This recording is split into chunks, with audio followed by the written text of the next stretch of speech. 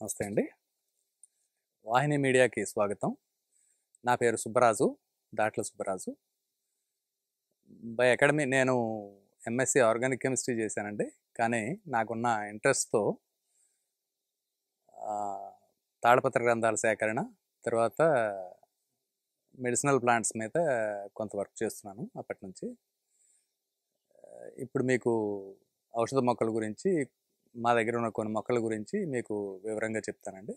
దీన్ని కానుగ చెట్టు అంటారు. కానుగ, వ్యవహారంలో గానుగ చెట్టు అని కూడా అంటారు.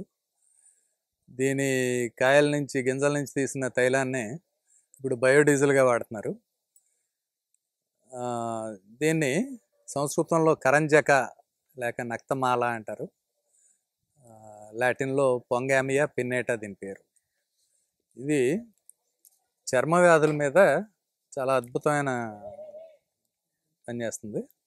దీనిలో కూడా దీని ఆకులు, బెరడు, పువ్వులు, తర్వాత గింజల నుంచి తీసిన తైలం ఇవన్నీ కూడా ఉపయోగపడతాయి. చెక్క, ఆకు రసం కూడా చేదుగా ఉంటాయి, బాగా వేడి చేస్తుంది. కాబట్టి వాత వ్యాధుల మీద, కఫ వ్యాధుల మీద, తర్వాత రక్తపిత్తం అంటే పైత్యం వల్ల రక్తం పడే ఇబ్బందులు అనమాట, వాటన్నింటికి తగ్గిస్తుంది. చర్మ వ్యాధుల మీద చాలా బాగా పనిచేస్తుంది, వ్రణాల మీద బాగా పనిచేస్తుంది, క్రిమి రోగం మీద, అలాగే ప్రమేహం అంటే డయాబెటీస్ లాంటి మేహ వ్యాధుల మీద పనిచేస్తుంది. ఇప్పుడు దీని కాయల్లో పప్పు నూరేసి పైన పట్టు కింద వేస్తే చర్మ రోగాలన్నీ తగ్గిపోతాయి. ఈ ఆకులు నూరేసి కడితే, ఆకులు కొద్దిగా ఉప్పు కలిపి నూరేసి కడితే పురుగులు పట్టిన వ్రణాలు కూడా తగ్గిపోతాయి. తర్వాత ఒంటికి పూస్తే కనుక దాన్నే చిడుము, గజ్జి ఇలాంటి చర్మ రోగాలన్నీ తగ్గుతాయి. దీని ఆకులు, చిత్రమూలం ఆకులు, మిరియాలు, ఉప్పు వీటిని అన్నింటినీ కలిపి నూరి పెరుగుతో ఇస్తే కనుక కుష్ఠరోగం తగ్గుతుంది. ఆకు రసం లోపలికి ఇస్తే డైరెక్ట్గా ఇచ్చేయచ్చు చిన్న మోతాదులో. కడుపుబ్బు, ఆకలి లేకపోవటం, నీళ్ళ విరోచనాలు ఇవి తగ్గుతాయి అన్నమాట. ఆకుల రసంలో ఆవు నూనె కలిపి లోపలికి ఇస్తూ ఉంటే, ఇది చాలా ఇంపార్టెంట్. ఇది ఆకుల రసంలో ఆవు నూనె కలిపిస్తే లోపలికి బోధకాలు తగ్గుతుంది. కొన్ని ఏరియాల్లో బోధకాలు బాగా ఎక్కువగా ఉంటుంది. దీని పువ్వులు తినిపిస్తే కనుక అతిమూత్రం తగ్గుతుంది.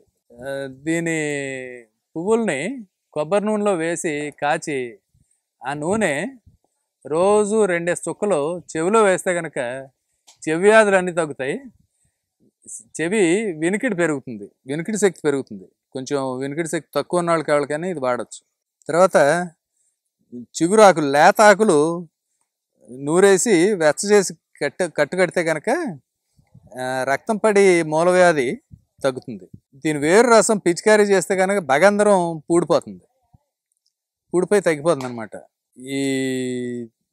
దీని ఆకు రసం, మంచి నూనె, తర్వాత కొద్దిగా అందులో మైలుతత్వం కలిపి నూరేసి రాస్తే కనుక సెలవేసిన వ్రణాలు కూడా తగ్గిపోతాయి. చీము బయటికి పోయి ఎంతకాలం నుంచో అది తగ్గకుండా ఉన్న పుళ్ళు అన్నీ కూడా తగ్గుతాయి అన్నమాట. ఇది చాలా ఇంపార్టెంట్. తర్వాత నేను ఇందాక చెప్పినట్టుగా ఆ చెవిలో నూనె వేసుకోవటం వల్ల చెవి జబ్బులు అన్నీ తగ్గిపోతాయి. చెవి జబ్బులు తగ్గటం, వినికిడి శక్తి పెరగటం, అది ఒకటి చాలా ఇంపార్టెంట్. ఈ కానుగ గింజల నుంచి తీసిన నూనె మనం పైకి అప్లై చేయొచ్చు. అది కూడా అన్ని చర్మ వ్యాధుల మీద చాలా అద్భుతంగా పనిచేస్తుంది. మరో ముఖ్యమైన విషయం ఏంటంటే, నేను తప్పకుండా చెప్పాలనుకుంటున్నాను, నాకు ఇప్పుడు 69 సంవత్సరాలు. నాకు ఇంతవరకు ఒక్క పన్ను కూడా పోలేదు.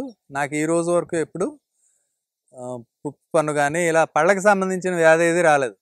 కారణం ఏంటంటే, నేను బయటికి వెళ్ళినప్పుడు కానీ, తప్పనిసరి అయినప్పుడు కానీ పేస్టులతో తోముతాను తప్ప, లేకపోతే ఎక్కువ కాలం నాకు అవకాశం ఉన్నంత కాలం నేను ఈ కానుగ పుల్లతోటే పళ్ళు తోముకుంటాను. కానుగ పుల్ల కానీ, వేప పుల్ల కానీ, ఉత్తరాయణ కానీ, ఏది దొరికితే అది.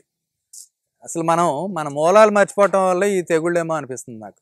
ఇది మీరంతా ఉపయోగించుకోవాలని, ఆచరించుకుని మీరంతా ఆరోగ్యాలు బాగు చేసుకోవాలని మా ఆకాంక్ష. నమస్తే.